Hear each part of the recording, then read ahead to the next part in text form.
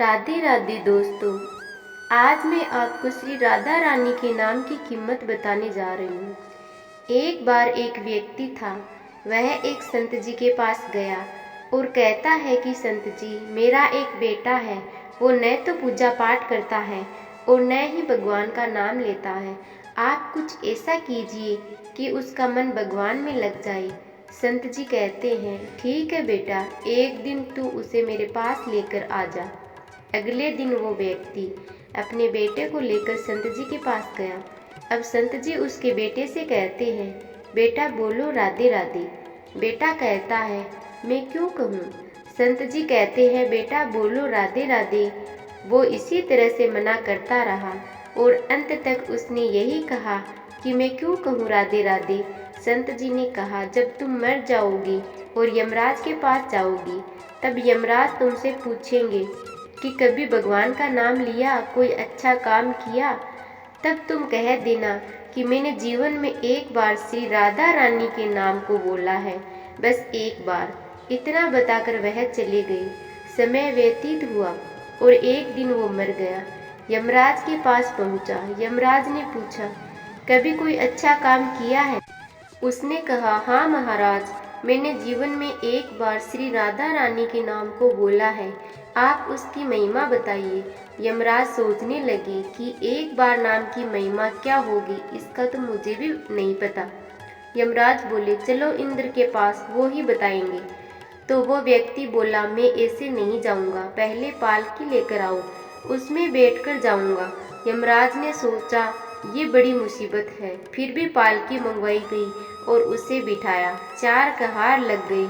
वो बोला, यमराज जी, सबसे आगे वाले कहार को हटाकर उसकी जगह आप लग जाइए। यमराज जी ने ऐसा ही किया।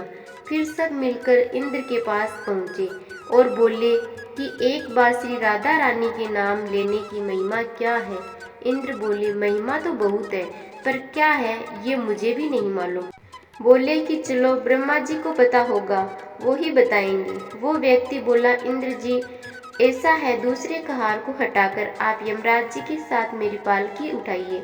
अब एक और यमराज पालकी उठा रहे हैं और दूसरी तरफ इंद्र लगे हुए हैं। पहुँचे ब्रह्मा जी के पास। ब्रह्मा जी ने सोचा कि ऐसा कौन सा प्राणी ब्रह्मलोक में आ रहा है जो स्वयं इंद्र और यमराज पालकी उठाकर ला रहे हैं। ब्रह्मा जी के पास पहुँचे। सभी ने पूछा कि एक बार श्री राधा रानी के नाम लेने की महिमा क्या है। ब्रह्मा जी बोले, महिमा तो बहुत है, पर वास्तविकता क्या है कि ये मुझे भी नहीं पता, लेकिन हाँ, भगवान शिव जी को जरूर पता होगा। वो व्यक्ति बोला कि तीसरे कहार को हटाइए और उसकी जगह ब्रह्मा जी आप लग जाइए। अब क्या करते, महिमा तो जाननी थी। अब पालकी के एक ओर यमराज है, दूसरी तरफ इंद्र और पीछे ब्रह्मा जी हैं। सब मिलकर भगवान शिव जी के पास गए और भगवान शिव से पूछा कि प्रभु, श्री राधा रानी के नाम की महिमा क्या है, केवल एक बार लेने की महिमा, आप कृपया करके बताइए। भगवान शिव बोले कि मुझे भी नहीं पता, लेकिन भगवान विष्णु जी को जरूर पता होगी। वो व्यक्ति शिव जी से बोला कि अब आप भी पालकी उठाने में लग जाइए। इस प्रकार ब्रह्मा, शिव, यमराज और इंद्र चारों उस व्यक्ति की पालकी उठाने में लग गए और विष्णु जी के लोक पहुँचे। विष्णु जी से पूछा कि एक बार श्री राधा रानी के नाम लेने की महिमा क्या है। विष्णु जी बोले, अरे, जिसकी पालकी को स्वयं मृत्यु का राजा यमराज, स्वर्ग का राजा इंद्र, ब्रह्मलोक के राजा ब्रह्मा और साक्षात भगवान शिव उठा रहे हो, इससे बड़ी महिमा क्या होगी। जब सिर्फ एक बार श्री राधा रानी नाम लेने के कारण आपने इसको पालकी में उठा ही लिया है, तो अब ये मेरी गोद में बैठने का अधिकारी हो गया है। भगवान श्री कृष्ण ने स्वयं कहा है कि जो केवल रा बोलते हैं तो मैं सब काम छोड़कर खड़ा हो जाता हूँ, और जैसे ही कोई धा शब्द का उच्चारण करता है तो मैं उसकी ओर दौड़ लगाकर उसे अपनी गोद में भर लेता हूँ। बोलो राधे राधे। आपको ये कहानी पसंद आए तो मेरे चैनल को लाइक, शेयर एंड सब्सक्राइब करना। धन्यवाद।